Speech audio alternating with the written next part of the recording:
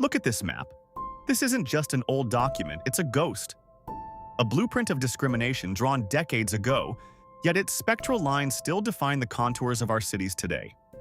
You're looking at a modern American metropolis, vibrant, diverse, but overlay it with a historical redlining map, and suddenly, patterns emerge. Areas once deemed hazardous for investment, predominantly black neighborhoods, are often the same places struggling with lower home ownership, poorer health outcomes, and underfunded schools. This isn't coincidence. This is redlining's enduring legacy. Many believe that disparities in urban areas arose organically, a natural consequence of economic forces. The unfiltered truth? Much of what we see today was deliberately engineered. Today, we're unearthing the origins of redlining, revealing how these discriminatory maps were drawn, and exposing how their lines continue to entrench racial inequality across America. To understand redlining, we must travel back to the early 20th century, a period rife with rapid urbanization and a burgeoning housing market. In the 1930s, during the Great Depression, the federal government created the Homeowners Loan Corporation, or HOLC, to refinance mortgages and prevent foreclosures. But HOLC didn't just save homes. It also created residential security maps for over 200 cities. These maps categorized neighborhoods based on perceived lending risk. Green areas were best, stable, almost exclusively white. Yellow meant definitely declining, often areas where immigrant families lived. And red? Those were hazardous areas. The descriptions for these red zones were explicit. Infiltration of Negroes, undesirable population, poorly maintained. These were almost always black neighborhoods, regardless of their actual condition. Simultaneously, the Federal Housing Administration, or FHA, established in 1934, backed loans for new homes. But crucially, the FHA adopted HOLC's appraisal standards. This meant FHA loans were virtually impossible to get in redlined areas. Without FHA backing, banks refused to lend, and private investment dried up. This wasn't accidental. It was a deliberate, federally sanctioned policy to segregate and devalue black communities. Add to this restrictive covenants, clauses in property deeds that legally prohibited the sale of homes to black families, and you had an impenetrable wall of segregation designed to contain and impoverish black Americans.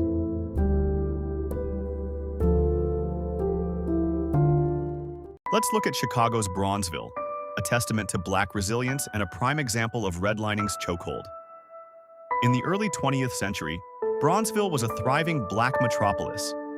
It boasted vibrant jazz clubs, successful black-owned businesses, hospitals, and cultural institutions.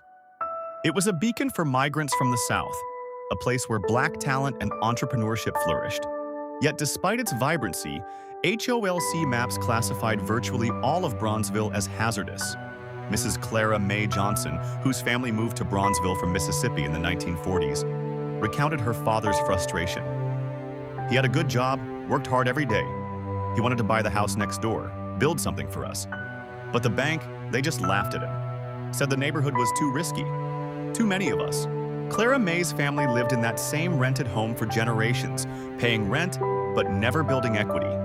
This systematic denial of loans meant homes couldn't be repaired or expanded.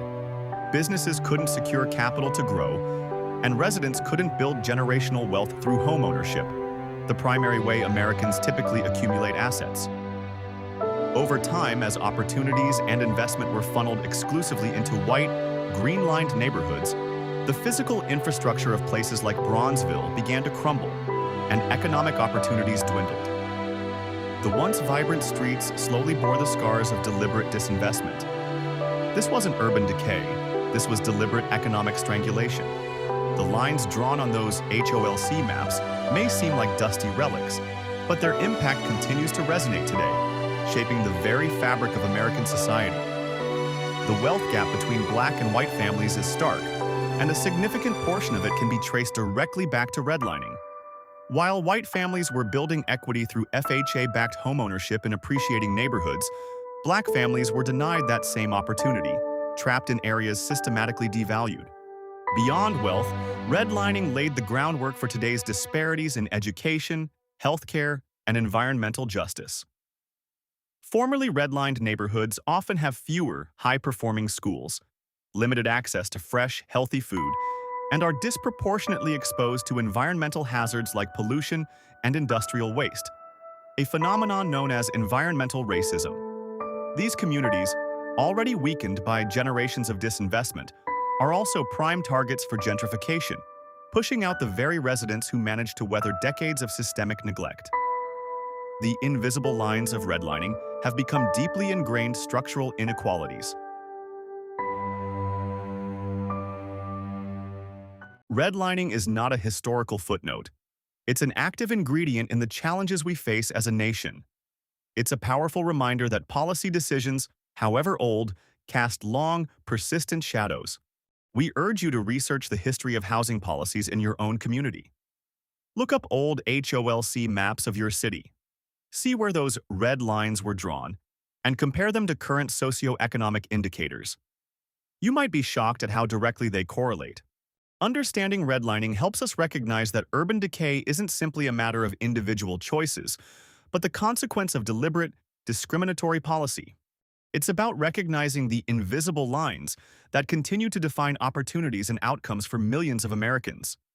By acknowledging this blueprint of injustice, we can begin the work of dismantling its ongoing structures. How has redlining impacted your community or your family's story? Share your insights and connections in the comments below. We want to hear your unfiltered perspectives and continue this vital conversation.